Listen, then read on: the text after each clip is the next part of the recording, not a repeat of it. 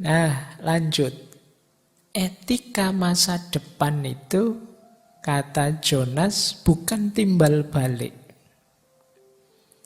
Jadi tidak seperti kita berbuat baik pada orang hari ini. Karena kita ini melakukan kebaikan untuk generasi yang akan datang, yang belum ada. Jadi kalau ditanya, Pak, ini haknya anak-anak di masa depan. Loh, enggak tahu, wong masa depan itu kan mereka belum ada. Jadi orang yang belum ada kan masih belum punya hak sebenarnya. Secara hak ya mereka belum punya. Tapi secara tanggung jawab mereka menunggu kita untuk mempedulikan mereka yang hari ini mungkin belum muncul. Hari ini generasi yang akan datang itu mungkin masih tersimpan dalam diri kalian.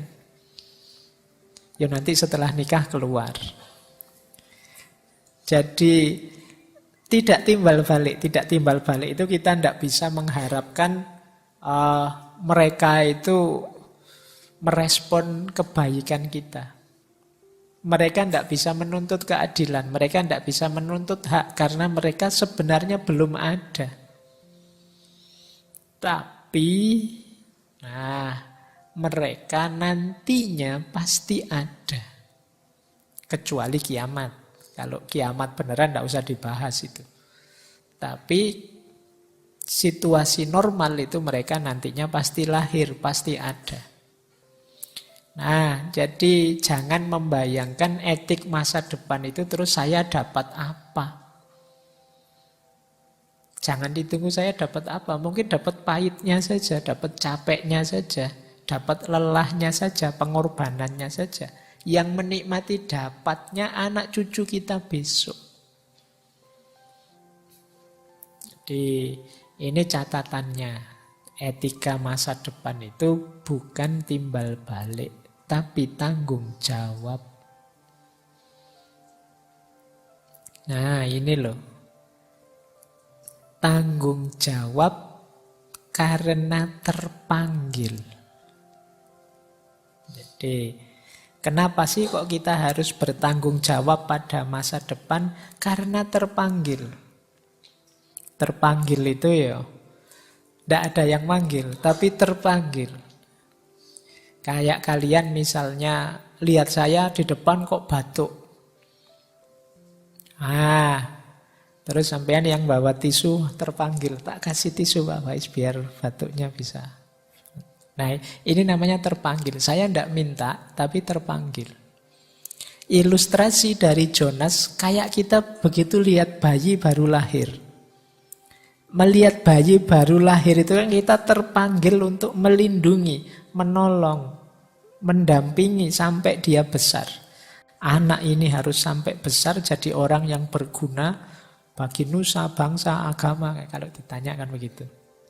Kenapa? Itu namanya keterpanggilan. Ini mirip dengan etika tanggung jawab minggu lalu. Itu kan dasarnya juga terpanggil. Begitu orang hadir di depanku, aku terpanggil untuk merespon, melayani dia. Nah, ini orangnya generasi yang akan datang. Jadi kesadaran keterpanggilan. Yo kayak zaman dulu simbah-simbah kita waktu berjuang mempertahankan negara, melawan penjajah, itu kan juga jenis keterpanggilan. Mereka tidak dapat SK atau diberi SK oleh presiden harus berjuang, tidak ada. Tidak ada surat tugasnya. Tidak ada perintah dari Pak Lurah juga, tapi terpanggil. Demi masa depan anak cucunya biar bisa merdeka. Bebas menikmati alam Indonesia yang luar biasa. Meskipun anak cucunya terus ya kurang ajar ngerusak-ngerusak tadi. Jadi, tapi ini namanya keterpanggilan. Nah, mbok yo kalian punya keterpanggilan yang sama. Gimana caranya anak cucuku besok bisa lebih nikmat hidupnya bahkan dari aku sekarang.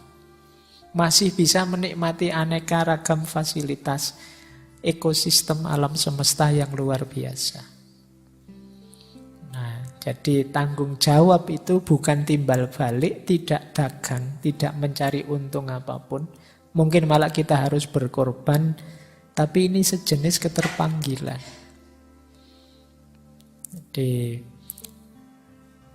keterpanggilan itu jangan ditanya yang manggil siapa, tapi suara hati kita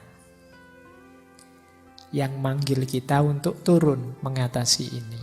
Nah, inilah rumusnya etika masa depan.